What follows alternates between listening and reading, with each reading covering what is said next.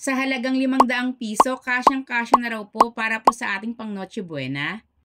Hindi naman po sa kampi tayo sa kanila, pero bilang Pilipino, kapag maiksi ang kumot, natututo po tayong mamaluktot.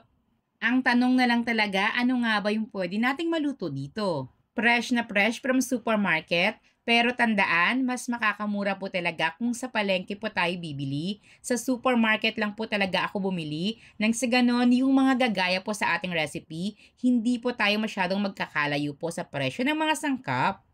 May idea na po ba kayo sa ating mga lulutuin? Gawa tayo ng kakanin para syempre naman po medyo mabigat sa tiyan, mas madali rin pong makabusog. Pagsamasamahin lang po natin yung ating cornstarch, asukal, condensed milk, evaporated milk, coconut milk, tubig, at cream style corn. Yung ating condensed milk at evaporated milk, hindi po natin dito mauubos, pero mamaya po gagamitin po natin ito sa ating pong gagawing dessert. Mix and cook, cooking made easy as 1, 2, 3. Sa kusina may kwento, si Mami Labs ang bida. Lutong bahay o pang negosyo, lahat kayang-kaya. Kakanin, ulam, dessert na masarap. Pinadali ni Mami Labs kahit medyo mahirap. Tinuturuan ka, bawat hakbang talaga. Simpleng luto, ginagawang masaya. Kaya kung gusto mong matutong magluto, panoorin lang, siguradong ganado. Sa Mix and Cook, cooking made easy as 1, 2, 3. Kay Mami Labs, siguradong happy ka lagi. May kakanin, may ulam, may dessert pa. Lahat ng recipe, swak sa masa. At ayun na nga, after po natin itong mahalong mabuti, isa lang po natin sa ating kala na ang lakas ng apoy ay high heat.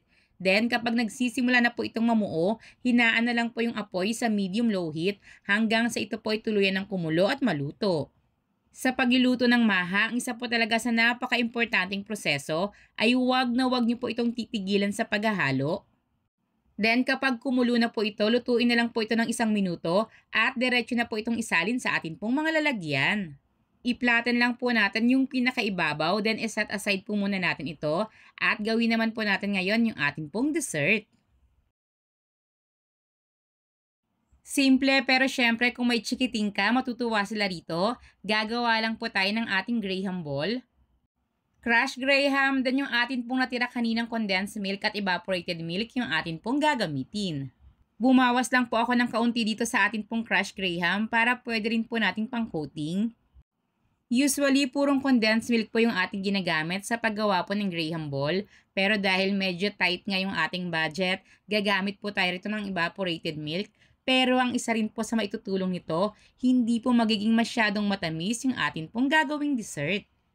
Yung ating evaporated milk dito, hindi pa po natin naubos lahat. May natira pa pong kaunti. Then, sa sukat po nito, gagamit lang po ako ng 1 tablespoon at tingnan nyo na lang po yung aking gagawin na malamang alam na alam nyo na po. Sa Mix and Cook, cooking made easy as 1, 2, 3. Kay Mami Labs, laging masarap ang gabi. Kung gusto mong matuto't sumubok din, si Mami Labs ang sagot dyan. Sa Mix and Cook mo malalaman rin. May bilao, may food trays panghandaan, pang negosyo recipe, siguradong benta yan.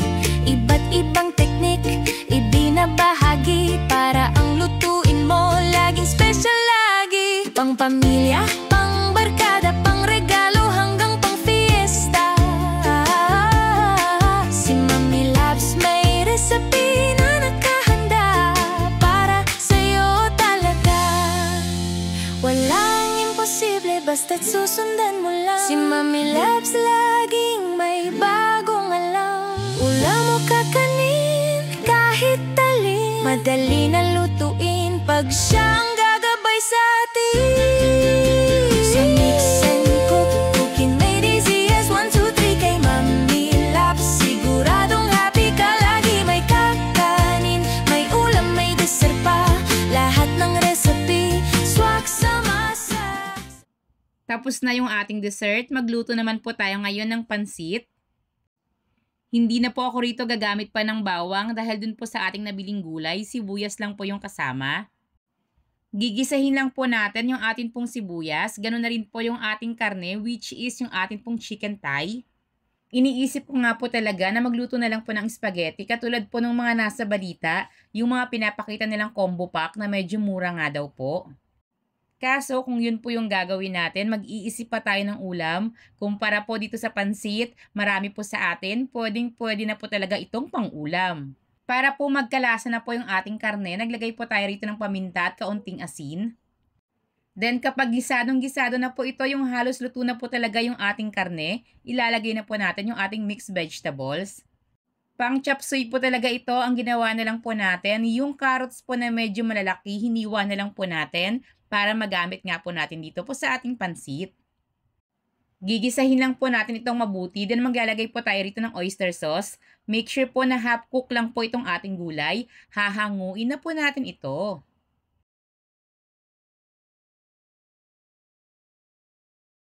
Then after nga po nating mahango yung ating pong gulay, same pan po, maglalagay lang po tayo rito ng tubig.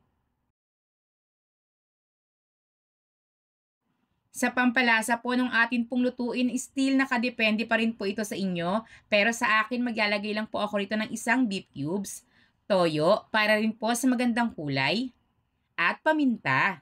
Takpan at pakukuluin lang po natin ito over high heat. Then kapag kulong-kulo na po ito, dun po natin ilalagay yung atin pong bihon.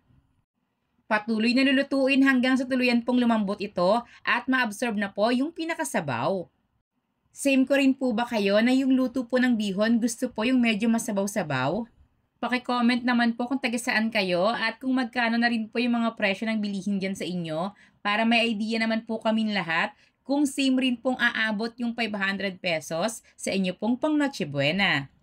Kapag luto na po yung bihon, tikman at i-adjust yung lasa depende na po sa ating preference. Then yung ating gulay kanina, ihahalo na rin po natin pero magtira po tayo ng kaunti para po sa ating pang-toppings. Simple man po itong ating mga recipe pero napakasarap pa rin po talaga nito dahil kung mapapansin ninyo, pinili ko na po yung mga pinakamurang sangkap na mabibili po doon po sa supermarket hanggat kaya po talaga kinumpleto po natin ito.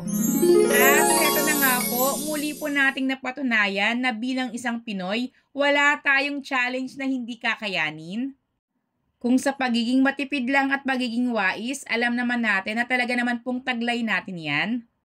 Yung keso po na ating binili, hindi po natin ito lahat nagamit, kalahati lang po. So, bali po yung presyo po ng pinakakalahating keso na hindi po natin nagamit, pwedeng pamalit na po dun po sa ating mga condiments. Ganun na rin po yung ating sukli dun po sa 500 pesos.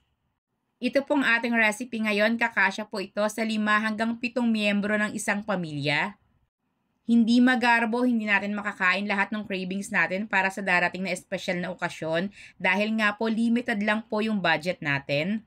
Ang pinaka-importante pa rin, kasama po natin yung ating pamilya. Ano man po yung nasa hapag natin, napakasarap po niyang pagsaluhan. Lalo na po at higit po tayo doon po sa napakaraming ang handa pero inuusig naman po sila ng kanilang konsensya. So paano, mag-wish pa ba tayo? Hanggang sa muli po nating pagluluto!